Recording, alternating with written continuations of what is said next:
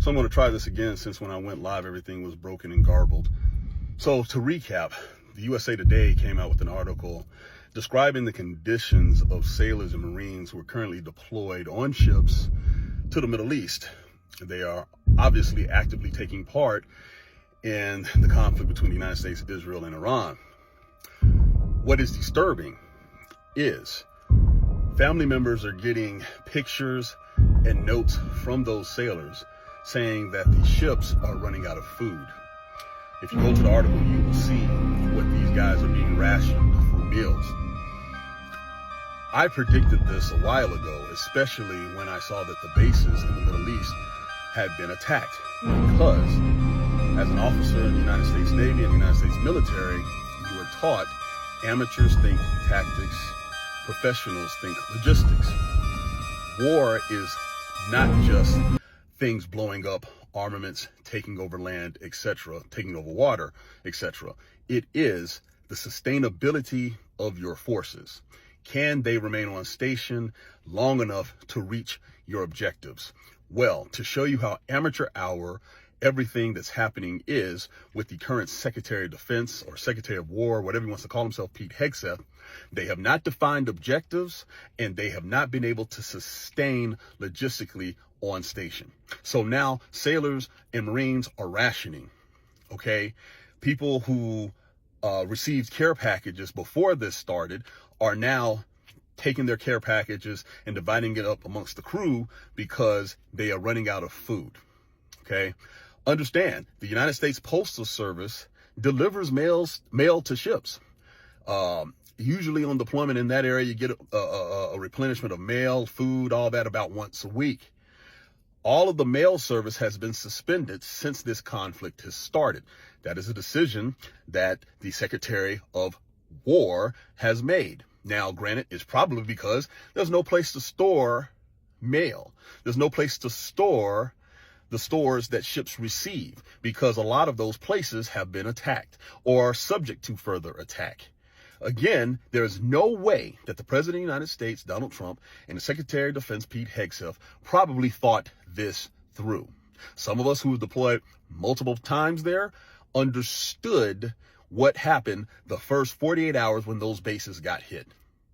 Iran took away the logistical nodes of the force. So, last I heard, we're dominating and winning, and yet the Strait of Hormuz has been blocked. Apparently it's open. We'll see if it's open to U.S. warships, and we're dominating. But if we're dominating and there's a ceasefire where selectively people are violating it, a blockade where selectively people are running it, and selectively sailors are not able to eat before going on a 12-hour watch, then please explain to me how this is winning. How is this winning? Because everything I've heard, we're dominating in the sea, we're dominating the air, we're a threat to take over land, but you can't pull into any port. You're not really sure if you can fly over airspace because, you know, our planes have been shot down. And now sailors can't even get close enough to a replenishment point to get food. But you're telling me you're winning. I have said this repeatedly over and over again. Do not listen to the rhetoric. Listen and look at the movement of forces and see what they're doing. You have a blockade that supposedly is being imposed by the United States that literally is hundreds of miles away from the beginning of the Strait of Hormuz, because we're concerned about falling in the weapons envelope of Iran. But hey, we're winning. When asked for comment, the Pentagon had nothing to say. Families are voicing their concerns, but they're doing so anonymously because this administration shows that they will retaliate if you say anything at all that may make the leadership look bad. Where here you have a Secretary of Defense who has cleaned house of his flag officers, his generals and admirals. He has literally removed subject matter expertise, and he literally cannot possibly feed his force. But he's winning. He's quoting made-up Bible verses from Pulp Fiction to look like a badass, but he cannot feed his sailors and Marines that are deployed being the badasses that he's talking about. It makes no sense.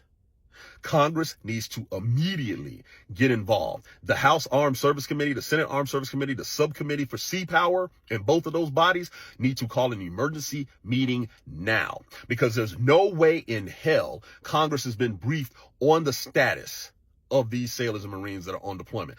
The Gerald R. Ford is now at a record deployment for an aircraft carrier since Vietnam, 290 plus days, something like that. That's ridiculous. And that's not even talking about the 30-hour fire they had to put out and people, sailors, 600 of them sleeping on the floor. That news seeped out very slowly too. So there's no transparency about what's going on with the force because, again, Hegseth has kicked out the Pentagon press corps, and then he gets on them for saying they're unpatriotic when they do find out the truth and they report it like this article. This is unacceptable. This is unacceptable. And at any other point in American history, when dealing with the force, if this was made public and this was found out, heads would be rolling. But we are so used to the outrageousness and the blatantness of the disrespect shown to service members that no one's really saying anything right now. But the families of those who have given their loved ones to the service of this country, their sons and daughters, deserve a hell of a lot better than this. But most importantly, those sailors on the deck plate, those Marines on those flight decks, they deserve better than this too.